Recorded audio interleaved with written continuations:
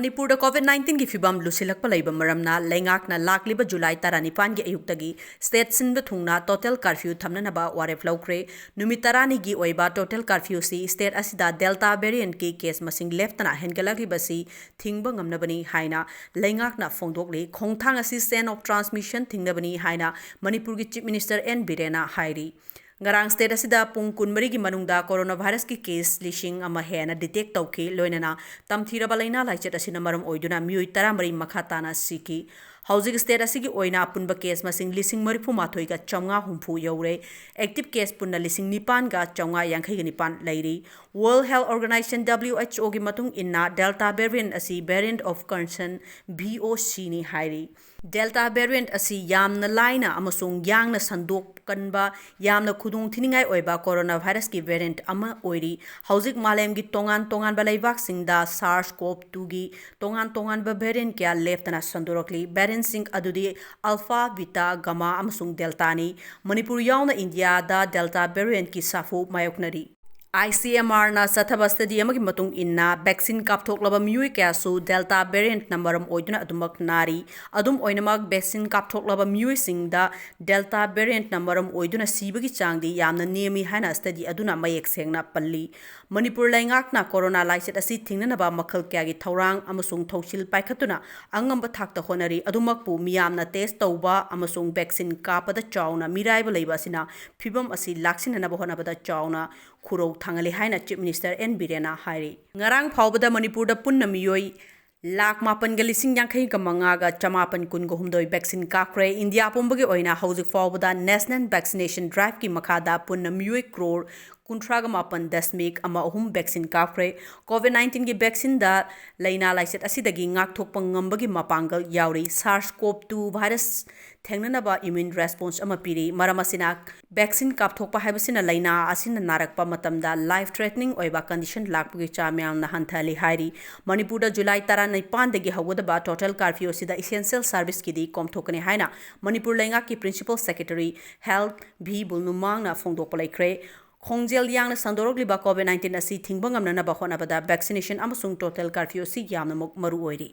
Numir humni gi khongchetang asi ST Morcha BJP gi national president Samir Oraon Rajya Sabha MP Imphal da thongkre Samir Oraon na mahaki khongchet asi gi manungda Imphal da party gi executive meeting yawgani loinana party gi amadi ST Morcha gi chawkhat thorang gi matangda wafam kya kupna khanagani hairi Samir Oraon asi BJP Manipur Pradesh ki president A Sarda Devi amadi journals Organization Secretary Ajay Jamwal ga Imphal da punna lagminaki lusingba singa sinangasi Imphal airport ta thunglabada ST Morcha BJP Manipur Pradesh ke president Lanjagai Kamai VP Singh BJP Manipur Pradesh ke vice president Nongthongbom Nimbas amadi atai luchingba kyana nat ki oiba jagoi utuna taramna okhi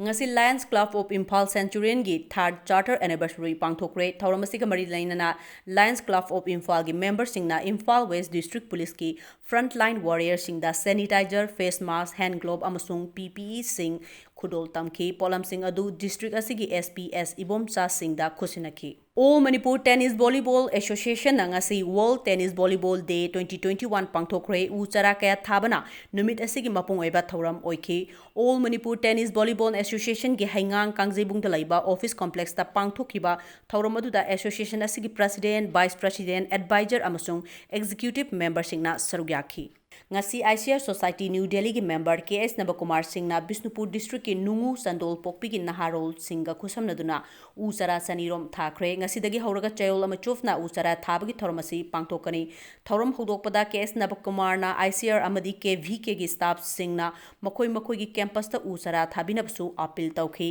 linkhat ke bi thorom da mari lenena Bisnupur district ki Nungu Sandol Pokpi ki mafam achida aikoina uwa sara thabagi pangthok sabani aduga loinena ngasigi thoromasiga mari lainana lomi singda har urea bag chani amasung sprayer yankhai yanthokhi lomi singna mahi marong mapung phana loknana ba akhang ahei scientist sing tanaba tangai fadabasu phongtokhi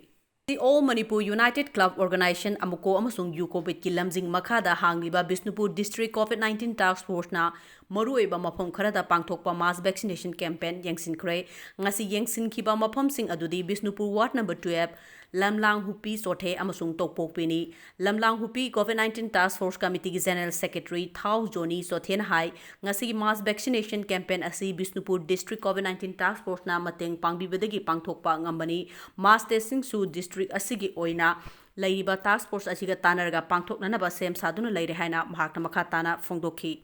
moina yam kan chenbi re hairaga ngasi ge sumba mass vaccination ase musum successful when smile pangthok sakere dona matung desu mass vaccination athaba mass testing gumba gi darka le kane dona khoi mayam na cooperation pi re hairaga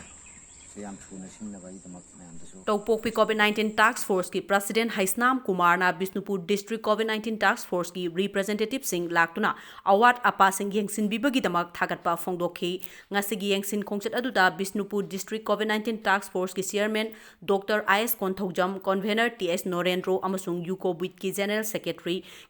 RK Robikanta Sarugyakhi